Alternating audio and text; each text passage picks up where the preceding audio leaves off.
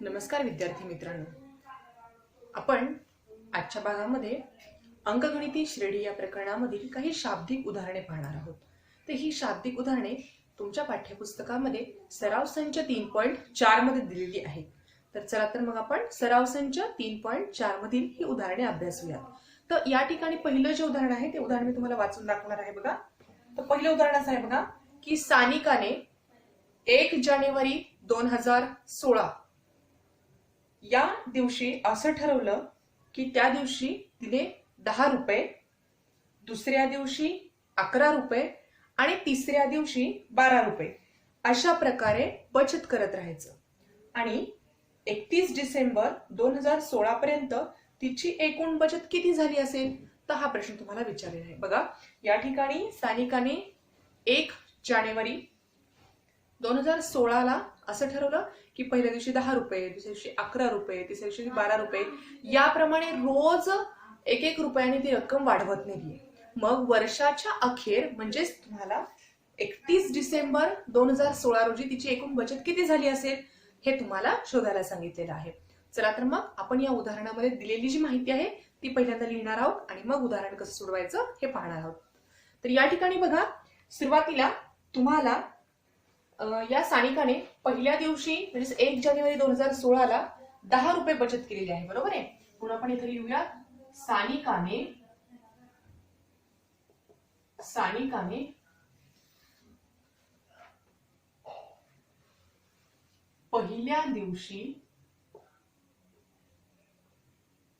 पहिल्या दिवशी 10 रुपये, दुसऱ्या दिवशी 11 रुपये, तिसऱ्या दिवशी 12 रुपये याप्रमाणे बचत केली. मग या ठिकाणी बघा, या 10 रुपये, 11 रुपये आणि 12 रुपये याप्रमाणे जर बचत केली असेल तर ती अंकगणिती श्रेणीत काय करणार आहे. म्हणून 10, 11, 12 आणि अशा प्रकारे ही अंकगणिती श्रेणी आहे. कारण त्या ठिकाणी लक्षात घ्या 1-1 रुपयाने ती किंमत वाढत जाते आणि या ठिकाणी ती अंकगणिती श्रेणी असणार आहे. म्हणून आपण आता इथे डी ची किंमत पहिल्यांदा काढूया. बघा, तर डी बरोबर इथे मी डायरेक्ट लिहिते 11 - 10 बरोबर 1. कारण 1-1 ती वाढत जाते त्यामुळे डी ची किंमत आपल्याला मिळणार आहे 1. त्याचप्रमाणे आपल्याला इथे हा जो सामान्य फरक आहे तो स्थिर असणार आहे. कारण ही जी क्रमिका आहे ती कशी आहे, अंकगणिती श्रेणी आहे. कारण ती 1-1 ने वाढते म्हणजे या ठिकाणी डी ची किंमत 1 ही सगळीकडे स्थिर असणार आहे. मग आपल्याला या ठिकाणी डी ची किंमत मिळाली आणि ए ची किंमत काय असणार आहे, तर ए बरोबर इथे दिलेली आहे पहिलं T1 ची किंमत म्हणजेच ए ची किंमत ती आहे 10. मग अशा प्रकारे आपल्याला ए ची किंमत मिळाली, डी ची किंमत मिळाली. आता लक्षात घ्या विद्यार्थी मित्रांनो, 2016 हे वर्ष कसं आहे, लीप वर्ष आहे. म्हणून या ठिकाणी आपण ते वाक्य लिहिणार आहोत 2016 हे लीप वर्ष आहे. आता लीप वर्ष हे कसं ओळखतात, तर हे वर्ष प्रत्येकी 3 वर्षानंतर चौथं जे वर्ष असतं त्याला आपण लीप वर्ष म्हणतो. आणि इथे 2016 हे लीप वर्ष आहे म्हणजे त्या वर्षामध्ये 1 दिवस जास्त असतो. तर लक्षात घ्या, या लीप वर्षामध्ये म्हणून एकूण दिवस किती होतील, 1 दिवस जास्त म्हणजे वर्षाचे दिवस असतात 365 दिवस. म्हणून या ठिकाणी जर 2016 हे लीप वर्ष असेल तर त्या वर्षामध्ये एकूण किती दिवस असणार आहेत, 366 दिवस. म्हणून या वर्षात 366 दिवस असतील. याचा अर्थ काय झाला की यावरून आपल्याला एन ची किंमत मिळणार आहे 366. कारण शेवटचं पद म्हणजे 366 असणार आहे. कारण आपण पूर्ण वर्षभर बचत तिने केलेली आहे म्हणून वर्षाच्या शेवटी 366 दिवस होणार. म्हणून एन ची किंमत आपल्याला मिळणार आहे 366. मग आता तिने आपल्याला काय केलंय, तर सानिकाने पहिल्या दिवसापासून जी बचत केलेली आहे ती बचत वाढत चालली आहे आणि वर्षाच्या अखेर तिने किती बचत केली हे आपल्याला शोधायचं जर असेल तर या सगळ्या संख्यांची बेरीज करावी लागणार आहे. म्हणून आपल्याला इथे SN चं सूत्र या ठिकाणी वापरावं लागणार आहे. म्हणून आपण काय करूया की तिने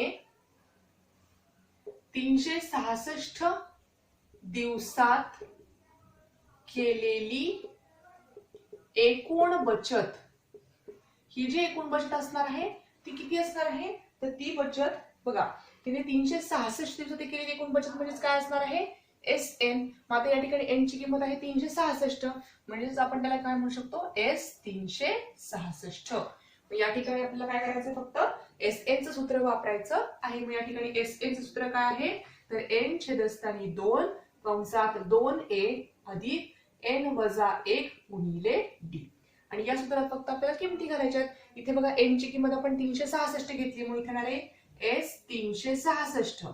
इथे पण एन ची किंमत येणार आहे 366 छेदस्थानी 2 कंसात 2 गुणिले ए ची किंमत आहे 10 अधिक एन ची किंमत आहे 366 वजा 1 आणि डी ची किंमत आहे गुणिले 1. तर या ठिकाणी आपण पहिल्यांदा भाग देऊयात. इथे जर 2 ने आपण 366 ला जर भाग दिला तुम्हाला उत्तर मिळणार आहे 183. या ठिकाणी बे एक बे, इथे पण बे एक बे, खाली उरला 1, बे 8 16 आणि बे 3 6 म्हणून इथे 183. त्यानंतर कंसामध्ये बघा 10 आणि 2 चा गुणाकार येणार आहे 20 अधिक 366 मधून जर 1 गेले तर येणार आहे 365 आणि 365 ला जर 1 ने गुणलं तर 365च मिळणार आहे. म्हणून या ठिकाणी हे 183. तसेच कंसामध्ये बघा 365 मध्ये जर आपण 20 मिसळले तर काय मिळणार आहे, 385. आणि 183 आणि 385 याचा जर गुणाकार केला तर तुम्हाला मी ते आता संख्या डायरेक्ट लिहिणार आहे, तुम्ही तो गुणाकार करून पाहू शकता. 70,455 म्हणजेच आपल्याला एस 366 याची किंमत मिळाली आहे 70,455. म्हणजेच काय मिळालेलं आहे, तर सानिकाने वर्षाच्या पहिल्या दिवशी 10 रुपये बचत केली, त्यानंतर 11 रुपये बचत केली. अशा प्रकारे तिने 366 दिवसांमध्ये किती रुपये बचत केली, तर 70,455 रुपये इतकी बचत केली. मग याच्या खाली शेवटी तुम्ही वाक्य काय लिहिणार, म्हणून सानिकाने 31 डिसेंबर 2016 रोजी एकूण केलेली बचत बरोबर 70,455 रुपये. तर लक्षात घ्या, या उदाहरणामध्ये आपण सुरुवातीपासून काय केलं, तर पहिल्या दिवशीची रक्कम 10 11 12 याप्रमाणे अंकगणिती श्रेणी लिहिली, डी ची किंमत ए ची किंमत शोधली. त्यानंतर 2016 हे लीप वर्ष असल्यामुळे त्या वर्षामध्ये 366 दिवस येतात आणि आपल्याला एकूण बचत काढायची म्हणून आपण एस एन सूत्र वापरलं आणि अशा प्रकारे आपल्याला तिची बचत मिळाली 70,455 रुपये. तर या ठिकाणी हे पहिलं उदाहरण आपण पाहिलेलं होतं. आता आपण या सराव संचामधील दुसरं उदाहरण या ठिकाणी पाहणार आहोत.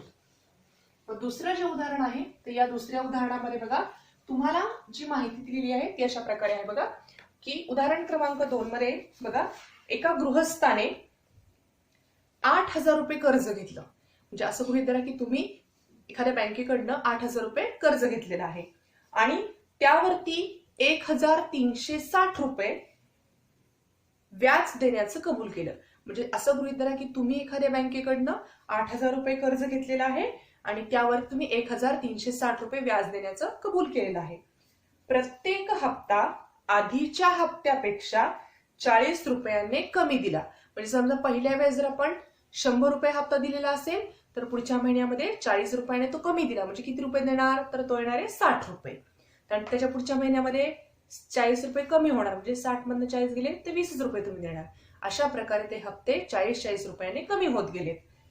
त्यानंतर सर्व रक्कम त्याने 12 मासिक हप्त्यांमध्ये त्या ठिकाणी भरली तर त्याने दिलेला पहिला आणि शेवटचा हप्ता किती असेल असं विचारले. बघा तुम्हीच त्या ठिकाणी आहात असं गृहीत धरून जर आपण हे उदाहरण पाहिलं तर तुम्ही एखाद्या बँकेकडनं 8,000 रुपये कर्ज घेतलेलं आहे आणि त्या कर्जाला तुम्ही जे व्याज भरताय ते व्याज दिलेलं आहे 1,360 रुपये. मग सुरुवातीला व्याज जे असणार आहे ते 1,360 रुपये आणि नंतर ते 40 रुपयाने कमी होणार आहे आणि त्यांनी पूर्ण रक्कम कधी फेडली तर 12 महिन्यांच्या नंतर. मग या ठिकाणी 12 महिन्यानंतर त्यांनी जर पूर्ण सगळी रक्कम फेडलेली असेल तर तुम्हाला प्रश्न विचारलाय पहिला हप्ता किती असेल आणि शेवटचा हप्ता किती असेल. आता या उदाहरणामध्ये बघा दिलेली जी माहिती आहे त्याच्या आधारे आपण हे उदाहरण सोडवणार आहोत. बघा सुरुवातीला त्याने एकूण रक्कम किती भरली बँकेमध्ये, बघा पहिल्यांदा त्यांनी घेतलेलं कर्ज आहे 8,000 रुपये आणि त्याने व्याज भरले 1,360 रुपये. म्हणून ती एकूण रक्कम काय येणार आहे, तर ती एकूण रक्कम आपण येणार करणार, ती एकूण रक्कम म्हणजेच आता बघा त्या गृहस्थाची मी डायरेक्टली लिहिते एकूण रक्कम बरोबर काय येणार आहे, पहिल्यांदा 8,000 हे कर्ज आणि 1,360 हे काय आलं त्याचं व्याज. म्हणजे एकूण रक्कम किती झाली, 8,000 मध्ये 1,000 मिळवली म्हणजे 9,360 रुपये ही एकूण रक्कम झाली. ठीक आहे. तर या ठिकाणी आपण ही जी रक्कम आहे ही रक्कम भरताना त्याला किती महिने लागले, तर 12 महिने लागले. म्हणून आपण इथे लक्षात घ्या, तुम्हाला 12 मासिक हप्त्यामध्ये ती रक्कम भरलेली आहे. म्हणून एकूण हप्ते बरोबर 12 म्हणजे 12 हप्त्यामध्ये ती रक्कम त्याने पूर्ण भरलेली आहे. म्हणून एकूण हप्ते बरोबर येणार आहे 12. म्हणजे त्या ठिकाणी एन ची किंमत किती आली, म्हणून एन बरोबर 12. कारण 12 हप्त्यामध्ये ती रक्कम फेडली म्हणून एन बरोबर 12 येणार आहे. आता इथे लक्षात घ्या, तुम्हाला 12 हप्त्यांमध्ये तरी 9,360 रक्कम भरलेली आहे. मग या ठिकाणी लक्षात घ्या, तुम्हाला याचा अर्थ एस एन बरोबर एस एन ची किंमत आहे 12, ती रक्कम किती आहे 9,360 रुपये. म्हणून तुम्हाला एस एन बरोबर एस 12 बरोबर 9,360 रुपये ही रक्कम त्याने भरलेली आहे. आता लक्षात घ्या, पहिल्या हप्त्यापेक्षा दुसरा जो हप्ता आहे तो 40 रुपयाने कमी आहे. म्हणून आता इथे लक्षात घ्या, या वाक्यावरून आपल्याला डी ची किंमत मिळणार आहे. बघा, पहिला हप्ता त्याने 1,360 रुपये जर भरलेला असेल, त्यामधून तो पुढच्या हप्त्यामध्ये 40 रुपये कमी भरणार. मग पुढच्या हप्त्यात तो किती रक्कम भरणार, 1,320 रुपये. मग इथे लक्षात घ्या, हप्ता 40 ने कमी होतोय. म्हणून या ठिकाणी 40 ने कमी होतोय म्हणून आपण त्या कमी होतो त्यावर ऋण चिन्ह वापरतो. आणि मग तो किती कमी होतोय, 40 ने, म्हणून -40 ही डी ची किंमत आपल्याला या ठिकाणी मिळणार आहे. बघा, म्हणजेच लक्षात घ्या की प्रत्येक हप्ता 40 रुपयांनी कमी होतो. म्हणून डी बरोबर काय मिळणार आहे आपल्याला, -40. कारण हप्ता जो आहे 40 रुपयांनी कमी होतोय, म्हणून लक्षात घ्या नंतरची रक्कम 40 ने कमी होणार आहे. म्हणून त्याला ऋण चिन्ह दिले आपण, कमी होतोय म्हणून ऋण चिन्ह. आणि म्हणतो कितीने कमी होतोय, 40 ने, म्हणून ते येणार आहे डी ची किंमत -40. तर अशा प्रकारे आपल्याला ही किंमत -40 मिळाली. आता लक्षात घ्या, -40 आली आहे डी ची किंमत, परंतु प्रत्येक वेळेला 40 नेच कमी होणार आहे म्हणजे डी स्थिर आहे. म्हणून ही अंकगणिती श्रेणी आहे. म्हणून ही अंकगणिती श्रेणी आहे असं आपण म्हणू शकतो. कारण डी ची किंमत स्थिर राहणार आहे, 40 नेच तो कमी होणार आहे. म्हणून ही अंकगणिती श्रेणी आहे. आता आपल्याला काय करायचं, इथे एस एन चं सूत्र वापरायचं आहे. पण एस एन चं सूत्र काय आहे, एस एन बरोबर एन छेदस्थानी 2 कंसामध्ये एन छेदस्थानी 2 कंसामध्ये 2a अधिक एन वजा 1 गुणिले डी. मग या सूत्रामध्ये फक्त आपण काय करणार आहोत, किमती घालणार आहोत. तर इथे बघा, एस एन म्हणजे एन ची किंमत आहे 12, म्हणजे इथे येणार आहे एस 12. एन ची किंमत येणार आहे 12 छेदस्थानी 2. इथे 2 गुणिले ए ची किंमत किती असणार आहे. आता इथे लक्षात घ्या, इथे आपण ए ची किंमत लिहिलेली नाही. ही जी ए ची किंमत आहे, तर ही ए ची किंमत आपल्याला इथे कुठेही माहित नाही. त्यामुळे इथे आपण 2a तसेच ठेवणार आहोत. अधिक एन ची किंमत परत आहे 12, 12 वजा 1 आणि डी ची किंमत आपल्याला माहिती आहे -40. तर हे फक्त आपल्याला सोडवायचं आहे. आता या उदाहरणामध्ये बघा, 2 ने जर 12 ला भाग देत उत्तर येणार आहे 6. त्यानंतर 2a तसेच अधिक 12 तून 1 केले तर येणार आहेत 11 गुणिले हे -40. आता हे 6 तसेच कंसात 2a अधिक, आता याचा जर गुणाकार केला तर इथे बघा अधिक वजा हे वजा होणार आहे. आणि 11 0 0 आणि 11 चौक 44, म्हणजेच 11 आणि 40 चा गुणाकार येणार आहे 440. आता इथे एस 12 ची किंमत आपल्याला माहिती आहे 9,360, मग ती किंमत आपण या ठिकाणी ठेवू शकतो. आता हे 6 जर या बाजूला आणले तर कुठे जाणार आहे, छेदस्थानी. म्हणजेच 9,360 छेदस्थानी 6 बरोबर 2a वजा 440. मग 6 ने जर आपण 9,360 ला जर भाग दिला तर आपल्याला काय मिळणार आहे बघा, इथे 9 ने आपण जर भाग दिला तर 6 1 6, इथे 6 1 6, खाली उरले 3 म्हणजे हे झाले 33. नंतर 6 पंचे 30, परत खाली उरले 3, वरून घेतले 6 म्हणजे 6 6 36 आणि 0, म्हणजे इथे काय रक्कम मिळणार आहे 1,560 बरोबर 2A वजा 440. तर इथे लक्षात घ्या, इथे मला फक्त 2A ची किंमत काढायची म्हणून मी 2A तसेच ठेवते. त्यानंतर हे 1560 आणि हे वजा 440 जर आपण इकडे नेले तर काय होतील अधिक 440 म्हणून हे होणार अधिक 440. मग इथे 2A तसेच आणि 1560 आणि 440 याची जर बेरीज केली तर ती मिळणार आहे 2000. कारण बघा इथे 0 6 4 10 0 5 हात चालाय 5 4 9 1 10 0 हात चालाय म्हणजे 2000 म्हणून A ची किंमत किती येणार आहे 2000 भागिले 2 म्हणून A बरोबर येणार आहे 1000. मग यावरून आपल्याला कशाची किंमत मिळाली A ची किंमत या ठिकाणी मिळालेली आहे. आता आपल्याला बघा A ची किंमत मिळाली म्हणजे आपल्याला पहिला हप्ता नक्कीच मिळालेला आहे. आता आपल्याला शेवटचे इन्स्टॉलमेंट काढायचे, शेवटचा हप्ता आपल्याला या ठिकाणी शोधायचा आहे. मग हा जो शेवटचा हप्ता आहे तो काढण्यासाठी आपल्याला या ठिकाणी काय करावं लागणार आहे तर TNचं सूत्र या ठिकाणी वापरावं लागणार आहे. म्हणून या ठिकाणी आपण शेवटचा हप्ता जो आहे म्हणून शेवटचा हप्ता बरोबर TN आहे म्हणून या ठिकाणी TNचं सूत्र वापरावं लागणार. मग TNचं सूत्र काय आहे तर इथे TNचं सूत्र असं आहे बघा A अधिक N वजा 1 गुणिले D. मग A ची किंमत आताच माहित झाली आपल्याला 1000 अधिक आता इथे N म्हणजेच किती आहे N ची किंमत आहे 12 म्हणून या ठिकाणी N ची किंमत काय लिहिणार आपण 12 वजा 1 आणि D ची किंमत आहे वजा 40 या ठिकाणी वजा 40. मग हे 1000 तसेच 12 मधनं जर 1 गेलं तर 11 गुणिले वजा 40 आताच आपण शोधलं होतं 1000 वजा याचा आणि याचा गुणाकार इथे मिळाला होता आपल्याला 440 म्हणजे वजा 440. मग आता या ठिकाणी आपल्याला TN चीच किंमत शोधायची आहे. मग या ठिकाणी 1000 मधनं जर 440 घेते मी या ठिकाणी लिहिते ते तर 1000 मधनं जर 440 घेते हे TN तसेच तर वजाबाकी करताना बघा 1000 मधनं जर 400 गेले तर 600 होणार 600 मधनं जर 40 घेता येणार 560 म्हणून TN ची किंमत किती मिळणार आहे 560 रुपये. म्हणजेच या ठिकाणी त्या गृहस्थाने पहिला हप्ता किती भरलेला असणार आहे 1000 आणि शेवटचा हप्ता असणार आहे 560 रुपये. आता या उदाहरणामध्ये बघा आपण काय काय केलं आणि कसं लक्षात ठेवायचं हे मी पुन्हा एकदा सांगते. तर बघा सुरुवातीची जी रक्कम आहे तर ती मूळ रक्कम म्हणजे कर्ज जे आहे ते 8000 रुपये आहे, व्याज 1360 रुपये आहे आणि मग ती एकूण रक्कम किती झाली 9360 रुपये. तर ही रक्कम त्याने काय केलेलं आहे की सगळ्यात शेवटी भरलेली आहे बघा. म्हणून एकूण हप्ते किती हप्त्यांमध्ये भरली ती 12 हप्त्यांमध्ये भरली म्हणून N ची किंमत आली 12 आणि इथे ही रक्कम आणि हप्ते अशी संपूर्ण रक्कम आहे 9360 रुपये म्हणून ती S12 ची किंमत 9360 रुपये मिळाली. आता प्रत्येक हप्ता जो आहे 40 रुपयांनी कसा होतोय कमी होतोय. मग कमी होतोय म्हणल्यानंतर त्याला ऋण चिन्ह येणार आहे आणि कितीने कमी होतोय 40 ने म्हणून D ची किंमत मिळाली वजा 40 आणि तो प्रत्येक वेळेला 40 ने कमी होतो म्हणून ती अंकगणितीय श्रेणी आहे. मग SN चं सूत्र आपण त्या ठिकाणी वापरलं आणि या सूत्रामध्ये सर्व किमती घातल्यानंतर आपल्याला A ची किंमत मिळालेली आहे आणि ही A ची किंमत म्हणजेच काय आहे पहिला हप्ता म्हणजे त्याने पहिला हप्ता किती रुपये भरलाय 1000 रुपये किंवा 1000 रुपये व्याज त्याने भरलेला आहे. आता शेवटचा हप्ता काढायचा म्हणजे काय करायचंय तर त्या ठिकाणी आपल्याला TN चं सूत्र वापरायचं आहे. मग TNच्या सूत्रामध्ये आपण काय केलं तर फक्त A ची किंमत घातली N म्हणजे शेवटच्या त्यांनी किती रक्कम किती हप्त्यामध्ये रक्कम भरलेली आहे तर ते आहेत 12 N ची किंमत आपण 12 घेतली आणि हे सर्व सोडवल्यानंतर आपल्याला TN ची किंमत 560 रुपये मिळाली.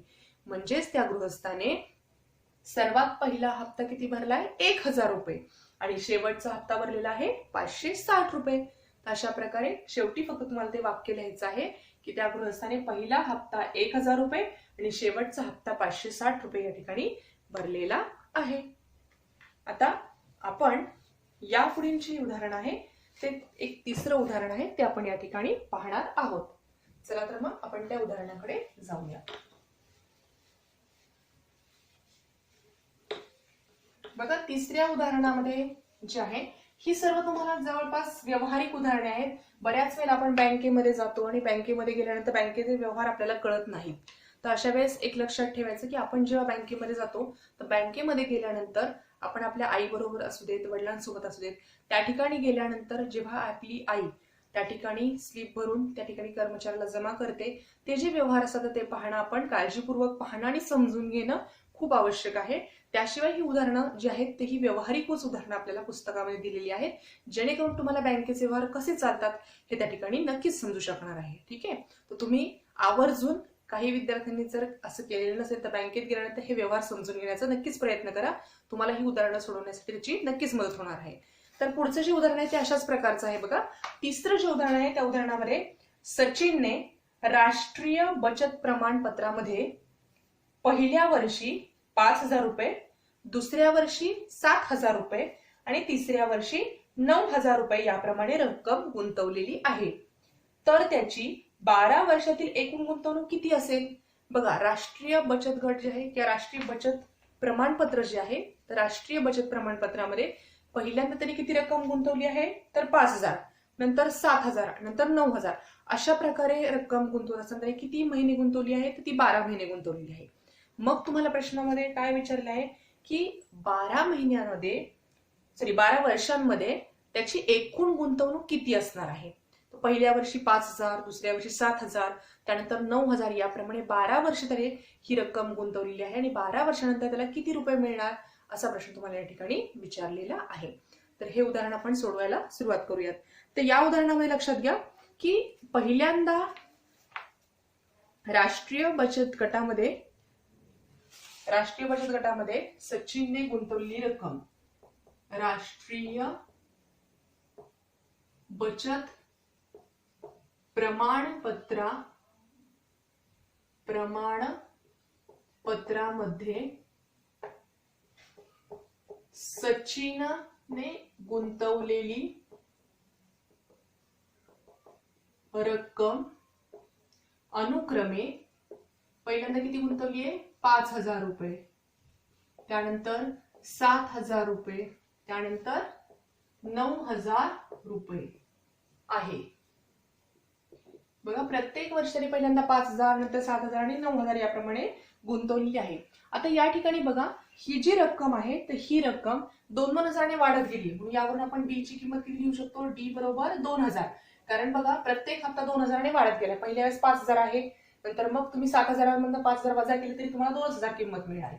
म्हणून डी ची किंमत आपल्याला किती मिळाली आहे? 2,000 रुपये. याचा अर्थ काय की ती रक्कम वाढत जाते बघा 2,000 ने. म्हणून ही अंकगणिती श्रेणी आहे. म्हणून ही अंकगणिती श्रेणी आहे. आणि ही अंकगणिती श्रेणी असेल तर आपल्याला काय विचारलंय बघा की सचिनने 12 वर्षामध्ये किती गुंतवणूक केली, म्हणजे 12 वर्षामध्ये म्हणजे एकूण गुंतवणूक किती ते शोधायचं. म्हणून या ठिकाणी आपल्याला बेरीज करावी लागणार आहे. म्हणून यासाठी आपल्याला इथे SN चं सूत्र वापरावं लागणार आहे. पण आपल्याला इथे डी ची किंमत माहिती, पण ए ची किंमत किती आहे? तर ए ची किंमत आहे 5,000 रुपये. त्यानंतर डी ची किंमत आताच पाहिली आपण 2,000 रुपये. आणि इथे लक्षात घ्या किती वर्ष लागली? तर 12 वर्ष. म्हणून इथे एन ची किंमत येणार आहे 12.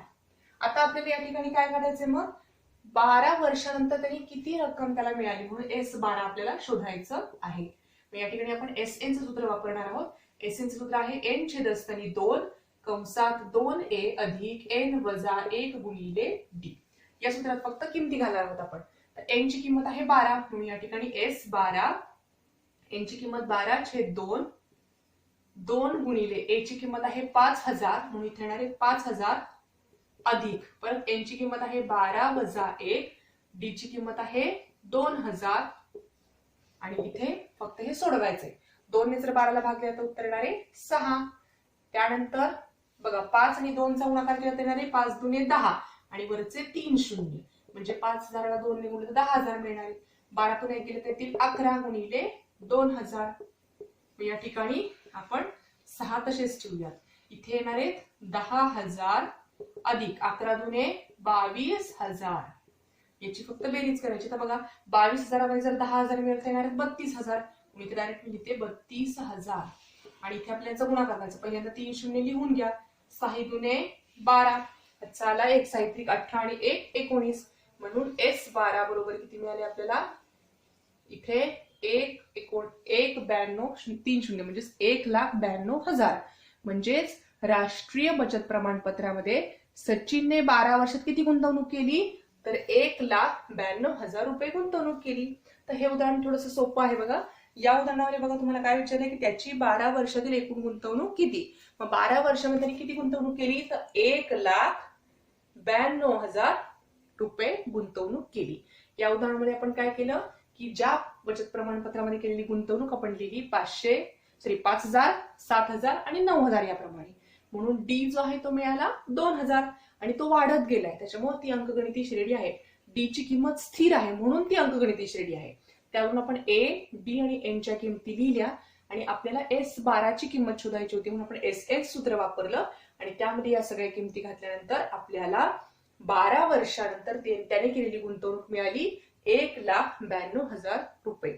तर अशा प्रकारची जी बँकेशी संबंधित काही उदाहरणं आपल्या पाठ्यपुस्तकामध्ये आहेत, तर त्याचा तुम्ही थोडासा व्यावहारिक दृष्ट्या विचार करायला शिका की तुम्ही त्या ठिकाणी आहात आणि तुम्ही बँकेमध्ये गेलेला आहात.